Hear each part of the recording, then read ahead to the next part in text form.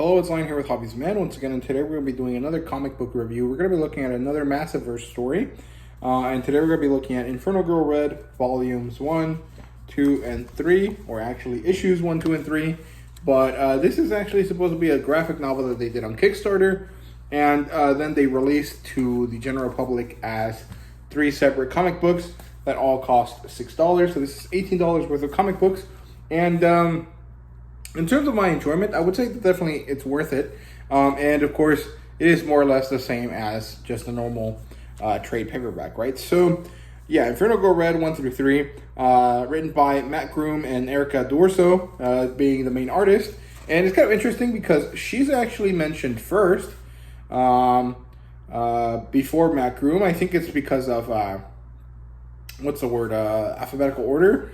But they're both co-creators.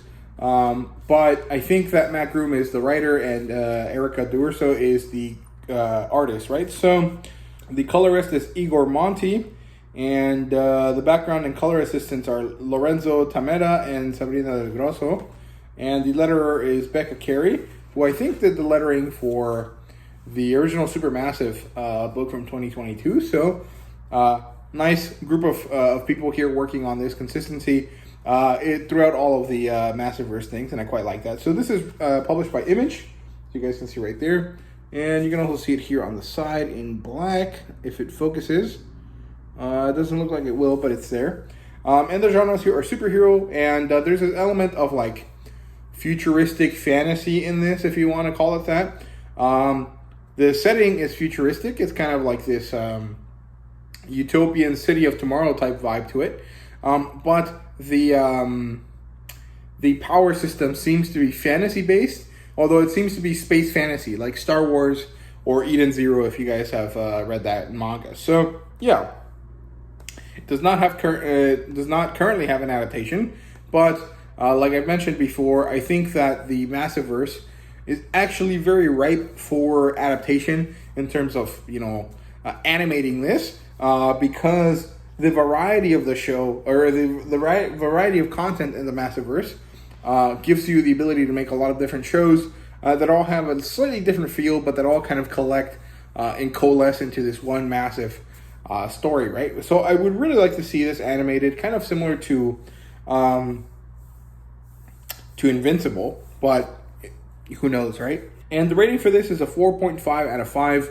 There's only one issue that I have with this comic book, and I'll talk about it later on, but otherwise it's basically a perfect comic book. So yeah, the premise here is that Cassia and her mother, Anna, or well, it should be Anna, but whatever, moved to this city called Apex City, and it seems like Anna used to live here and then moved away, and then they came back, and this is actually set on Earth, which is a bit confusing to me, because in the Supermassive 2022 issue, basically, it was treated like she was an alien, and technically she's not from Earth, as in the Earth that Rogue Sun and Radiant Black are from, but they never actually explained that, and the fact that she thought Waffle House was a weird thing makes it seem like she was an alien, but apparently she's also from Earth, but it seems to be a different Earth from the one that Rogue Sun and Radiant Black are from. So, yeah. She ends up getting her powers, and she has her origin story, and she basically also has her tragedy that pushes her to be a hero. So overall, it was a pretty good book. I quite liked it. So let's get into the plot line here a little bit more directly. I'm going to basically go through the whole story, so if you want to read this on your own, feel free to click away now. So yeah, the plot line starts with Cassia and her mom in a car, and they're giving us a lot of exposition, which I think is really well done in this book overall. The exposition and the way that things are told to us are done very well. I don't feel like I'm getting dumped information on me, because everything is done through conversation, and the conversations are very natural feeling, and they feel like, they make sense for these characters to be talking about this. So the exposition we get is basically about the original Inferno Girl, who is not the same as Cassia. It's this woman donning a white suit, and Cassia is black, so they're different. We get to see, Cassia and her mother's relationship, and the type of person that her mom is, and how this affected Cassia, and the type of person Cassia is. And then we get to see that Anna has some issues, she is not really living the best life because of this kind of conspiracy theory that she was really interested in, that she was reporting on, and the fact that it didn't really work out for her. So it's pretty interesting. In this sense, it kind of reminds me of the latest Batman movie. It kind of has that vibe to it, where it's like someone's trying to uncover a conspiracy, but in this case, the person doing that is good instead of like the Riddler or whatever, right? So, yeah. And then we move on. They get to the school. They arrive. She goes into class, and class starts immediately, which is one of the things that I don't love about this comic book. Actually, the only real issue is that the flow of time is very unclear. Because, they move in, they get right to school, and then classes start immediately, and it doesn't seem to line up. Like, it doesn't make sense for someone to drive into the city, get dropped off at school, and then immediately start school without having to do all of the, process of moving into the school, right? So it's a bit odd, but it doesn't really matter all too much in this case, although I feel like it matters later on for characterization moments. So we get this woman called Janine Caro, who we later learn is the original Inferno girl, but she's kind of a very individualistic loner type character, but she kind of has something good for her and for other people. And they talk about belief and the power of belief and how placebos work and why they work and how this can be extrapolated and used for other things. And I think it's a really, really good start here. It kind of informs Kassia's characterization going forward, especially when she gets her powers. So, school ends, and again, the flow of time is really odd. Kassia goes to her dorm, and we don't see any, aspect of her moving in or anything like that. And she meets her roommate, who happens to be the girl that she was sitting next to, whose name is Harrietta, who immediately connects with Kassia in a way that I quite like initially, but throughout the moments in the story, it kind of feels off to me. It feels a little bit weird because it feels like insta-love. There's never a real sense of romantic interest between the two characters, but sometimes the way they talk to each other feels like that, and it's kind of weird and interesting because the time issue makes it really difficult for me to believe it. Even though everything else about the comic book is perfect, right? So, she goes to the library because she wants to go check out some stuff. She has this really nice conversation with this lady about the fact that she loves real books instead of, fake ones, and I really like that part. And then we get to see this kind of dark wizard person seem to do, some sort of summoning, and then the city gets lifted up to the sky, that turtle-shaped city from Power Rangers Wild Force. And there's a dome that raises over it, kind of similar to the novel Gone, if you guys have ever read that. And it seems like these 5 entities enter the city, and then the rest of them get blocked off by the shield. This stone lands on the, somewhere near Kassia, and it attaches to her arm, which reminds me of Power Rangers Dino Thunder, which is quite interesting there. And it attaches to her, and she has to go meet her mom to make sure that her mom is safe. And then she gets kind of a pep talk / responsibility talk from her mom, who recognizes the stone here. And then Kassia has her first battle, which is actually really awesome. I quite like it. And she goes back to the dorm to save her roommate. And then Kassia and Anna go to a diner, and they have dinner. And we get more exposition conversations here, which I quite liked as well. And then they go back to the dorm, and Kassia has to be woken up mid-sleep, like at 4 in the morning, because she has to go deal with some other tendril monster things. These ones are kind of scorpion-like. And they manage to win against them again, which is cool. And then these Cabal dudes, these legion of wizard people, very similar to Kamen Rider, the original Kamen Rider, kind of talk and have some bad guy exposition. Then Cass goes on to fight them.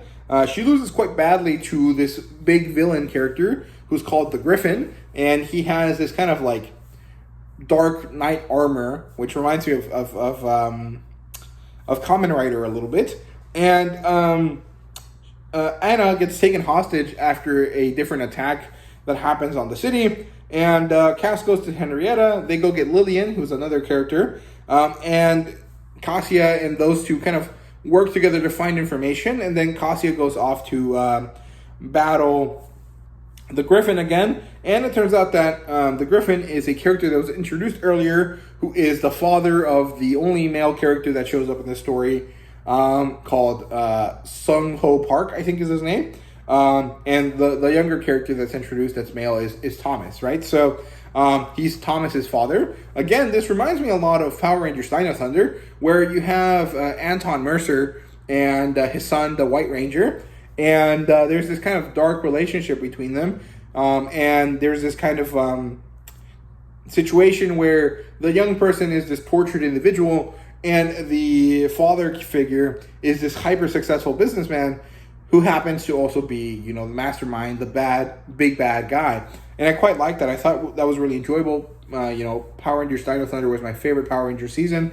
So anything that seems similar to it, I quite like. So, yeah, and they have a cool battle here. It's really, really interesting and enjoyable. But the win comes at a big cost. In this case, her mother. And we get introduced to this entity called entropy, or this situation thing called entropy, which, of course, entropy in like a chemical or a scientific sense is just the random chaos that comes from existence, I guess.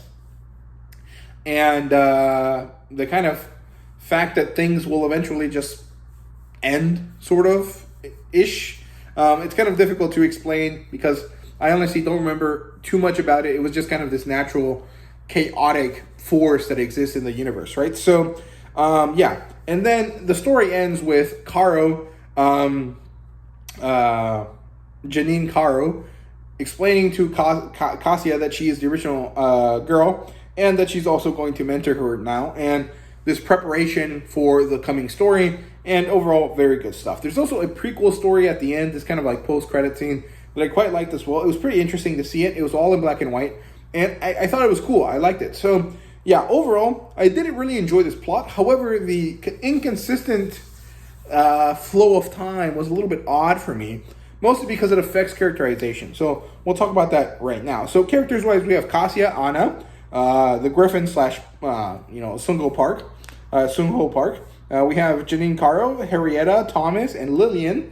And the main characters that are actually interacting most of the time are Cassia and Anna, who have a mother-daughter relationship. They're, biologically mother and daughter. And the relationship is wonderful. I love it. I really enjoy the way that they interact because usually, and I'm going to go on a limb here and say that Cassia is Hispanic, although she might actually not be, but she kind of gives me that vibe, right? If I remember correctly, her name is some sort of Hispanic-sounding name. So in that sense, usually when you think of like a Hispanic family, you think of people that are like, that they love each other, but usually the parents are very strict with their children in this kind of, sometimes kind of odd way. And I really enjoy this kind of very gentle, supportive type of parent because it's one that exists. It's just one that is normally not seen in these stereotypical like Hispanic relationships, especially between mothers and daughters. So I quite liked that. I thought it was really good. I like the relationship that Cassia and Griffin have, or the bad guy, because it's very interesting how the Griffin really doesn't take her seriously at all because he knows that she's not the original one. So I like that. And then Cassia and Henrietta's relationship is the only one that deals with issues due to the flow of time, and it's the one that I think is actually the most important because Anna is, of course, her mother, so she's going to be supportive, but she ends up leaving the story. And then Henrietta steps up and becomes the partner that Cassia needs, right? The sidekick, the emotional support character. But the way that she provides emotional support is by telling Cassia that she has to listen to those that love her. But Henrietta would not be one of these people. She's just the only person around Cassia at the moment, right? So I don't like this because they have these moments that are really beautiful and wholesome, but that don't feel earned at all because, honestly, the way that the story is told, it feels like it happens in 3 days. Like, Cassia gets to school, starts school, ends school, gets to the library. The city gets taken hostage. She gets her powers. The next day, she goes and fights Griffin and the other things, in one day. Then her mother gets taken hostage at the end of the second day. And then the third day, she has the big final battle. And honestly, I don't think that's the timeline, but that's how it feels. And so all of these moments between Cassia and Henrietta, where they're interacting and they're becoming closer and they're developing their relationship and kind of maybe going in a vaguely romantic sense, maybe not, just kind of sticking to very close, very meaningful relationships with each other, doesn't feel earned or actually like developed at all, even though we get to see some of these scenes, because it feels like they've been friends for like 2 days. And then Henrietta says this thing about, leaning on those that love her. But it's like, how can you love her after you only just met her? Now, I'm in college. I understand that sometimes you meet people in college and somehow you guys click and you guys become really good friends. But it still doesn't work like that. It doesn't feel like that. Like, I would never tell a friend that I've met and I've known for 2 days that I love them, right? That I'm someone that they should lean on emotionally because I'm there for them forever, because like that, it's not the case, right? So I really don't like that aspect because I really like the relationship. I just feel like the relationship doesn't feel earned because the timing of it doesn't feel like it's gone on for a long time. So there you go. And then Thomas. And Thomas seems to be kind of this character that's going to be set up as a antagonistic love interest, if that makes sense. So Cassia and Thomas seem to have some sort of connection based on the fact that their parents suck, but she never actually gets to talk to him because of the situations in the story. So I feel like they're going to talk and they're going to kind of have this emotional connection, and then there's going to be a reveal that, Thomas understands who Cassia is and her father and his father's relationship and, stuff like that. And it's going to cause them a rift, right? And so there's going to be emotional turmoil that comes with being a teenage superhero. And I'm pretty interested in that, so quite good. The other one is Lillian. She's just there to be the girl in the chair, kind of. And she kind of gives information very quickly. It's not the best, but I also don't really care enough about that issue because it doesn't really matter, right? So in the context of the story, it doesn't matter that she trusts her a lot or not based on like 5 minutes of interaction, because we just need to get to the next point, right? It's not the same as Henrietta and Cassia's relationship where it's like an emotional one and that actually takes time. This one is more of a like business transaction. So I'm fine with it not being all that well done there. So yeah, overall characters are great. In terms of world building here, I think it's pretty cool, but rather vague. And it feels like it's been influenced by a lot of things that I like. So mostly, of course, it's influenced by Power Rangers and Kamen Rider because that's just how it is. And this is different from Radiant Black, which is mostly an Ultraman type story. And it's different from Rogue Sun, which is more of a kind of like... I think Rogue Sun would actually be the Kamen Rider story. But I think Cassia's story mostly feels like mostly Power Rangers with a little bit of Kamen Rider here and there, mostly in the bad guy aspect, right? So I quite like that. Mostly I would say that it's inspired by Power Rangers Wild Force and Power Rangers Dino Thunder. And Kamen Rider, I would say probably Dragon Knight, the, what's it called? Kamen Rider Ryuki, I think it's what it's called. I don't remember, but the one where they go through glass and shit, and that actually got turned into an American TV show by CW. So, yeah, also, I feel like there's a lot of influence from Soul Leveling because of the way that the evil characters look. There's this kind of purplish, like black flame hue look to it that reminds me a lot of the monsters that Jinwoo's son, calls to work for him in Soul Leveling. So I quite like that. It also feels like Kim Possible to an extent. The relationship between the characters and the way that they interact and the kind of like interesting little like way and place that they interact feels a lot like Kim Possible to me, and I quite like that a lot. So yeah, and generally, early 2000s Disney cartoons that are action-y, it kind of feels like that. So overall, very good stuff. In terms of artwork, I think it's very generally enjoyable. It's quite distinct, and all the characters are rather diverse looking, which I quite like because usually when you have these pushes for diversity in comics, usually it feels like they're trying to force you to feel that they're important. In this case, Cassia and all of the people that she interacts with, most of them are not, normal white people. They're kind of Hispanic or Asian or, whatever else. A lot of black and, kind of tan people, which I, don't care either way. I don't feel like I need to look the same as the person that I'm interacting with or that I'm, reading the story for to feel connected to them. But a lot of people do. And so I quite like the way that they approach this because it's never mentioned. It's not a thing that happens to be important. It's just kind of how it is, which is how the world works, right? I don't go to my class and get mad if not 50% of them are Hispanic, right? I don't care. I just interact with the people that are around me, and I'm happy with whoever they are. And I feel like the fact that they didn't draw any attention to this, but still made everyone different and interesting and diverse was really, really good. So overall, I think they handled the diversity aspect of stuff very well because it's not important. It's just clearly visible and everyone can enjoy it. And it's not like a plot point. So I like that a lot. So yeah. And there was a lot of good action sequences in terms of the artwork. And there's some awesome colors in this. So everyone did a great job. There's also no fan service scenes at all. So there's no kind of implied sexual content or no implied kind of like, stuff like that. So there you go.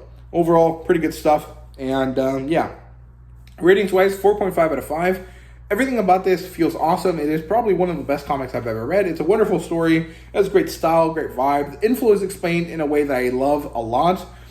Very good flow for everything. The only issue really is the passage of time that I've spent a lot of time talking about because it muddies the way that the characters interact. And it's not really that important, which is why it's only dropping the story down 0.5 points.